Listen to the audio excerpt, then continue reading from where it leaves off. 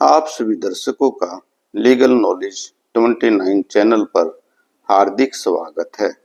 आज का मेरा यह वीडियो सभी भारतीय महिलाओं को समर्पित है।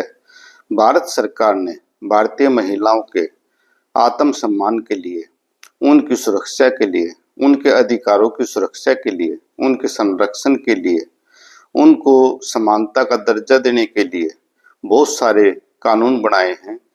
आज मैं कुछ मुख्य कानूनों का जिक्र करूंगा जो महिलाओं से संबंधित हैं।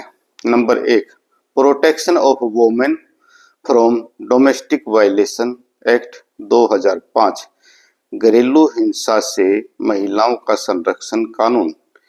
इस कानून के तहत सभी महिलाएं जो भी घरेलू हिंसा से पीड़ित हैं, चाहे वो शारीरिक हिंसा हो या मानसिक हिंसा हो या क्रूरता हो, किसी भी प्रकार की हिंसा से पीड़ित हैं, उनको संरक्षण दिया जाता है। महिलाओं के लिए सरकार के द्वारा एक संरक्षण अधिकारी की नियुक्ति की जाती है और बहुत सारे अधिकारी इनकी सहायता के लिए नियुक्त किए जाते हैं।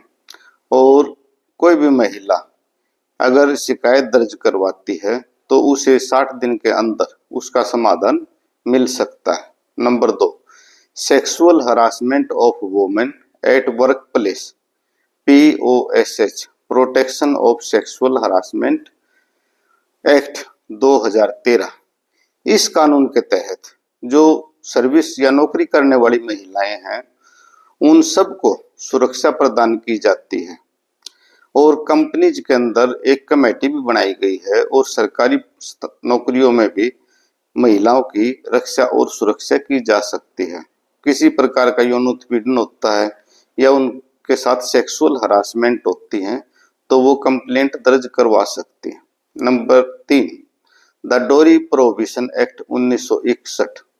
इस कानून के तहत दहेज निषेध किया गया है। दहेज लेना और दहेज देना दोनों ही अपराध की श्रेणी में आते हैं। Number 4, maternity benefit act 1961। इस कानून के तहत मातृत्व लाभ महिलाओं को दिया जाता है। वो प्रेगनेंसी के दौरान या चाइल्ड बर्थ के दौरान उनको पे सहित पेड सैलरी मिलती, लीव मिलती है और छुट्टियां मिलती हैं और इस एक्ट के तहत वो CCL अप्लाई कर सकती हैं। Number 5, the immoral traffic prevention act 1956। यह कानून अनैतिक व्यापार, मानव तस्करी, महिलाओं की तस्करी, कोई भी यौन अपराधों से संबंधित जैसे वेश्यावृत्ति से संबंधित कोई भी कार्य करने से रोकने के लिए बनाया गया है। Number 6, commission of Sati prohibition act 1987। इस एक्ट के तहत जो सती प्रथा के समर्थक हैं उनको मना किया जाता है सती प्रथा के लिए और सती प्रथा को एक अपराध घोषित किया गया है। Number 7, the criminal law amendment act 2013।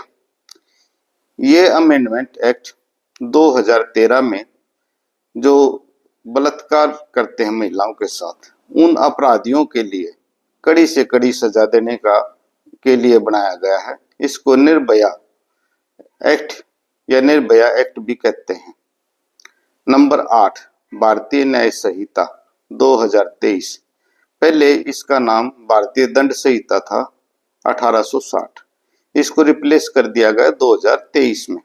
इसके अंतर्गत कोई व्यक्ति महिलाओं के साथ क्रूरता का व्यवहार करता है, उन्हें मानसिक या शारीरिक रूप से परेशान करता है या दहेज की मांग करता, दहेज के लिए उनको तंग किया जाता है, तो इस एक्ट के तहत सजा के प्रावधान बनाए गए हैं।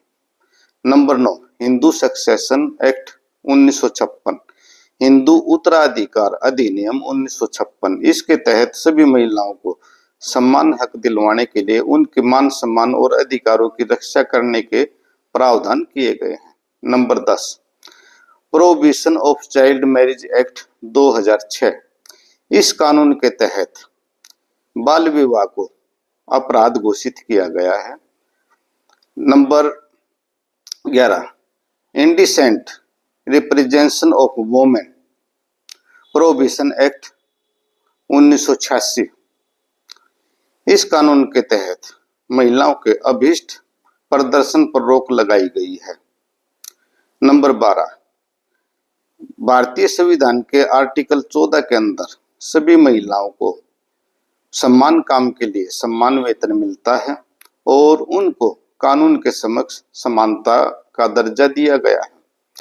आर्टिकल 15 के तहत किसी भी महिला के साथ स्त्रीलिंग के आधार पर कोई भेदभाव नहीं किया जाएगा। पुरुष और स्त्री दोनों समान माने गए हैं। नंबर 14, आर्टिकल 21 के तहत सभी महिलाओं को जीने का अधिकार है, स्वतंत्रता का अधिकार है, डिग्निटी मान सम्मान का अधिकार दिया गया। और अंत में सभी महिलाओं के लिए नेशनल कमीशन फॉर वुमेन की स्थापना की गई है।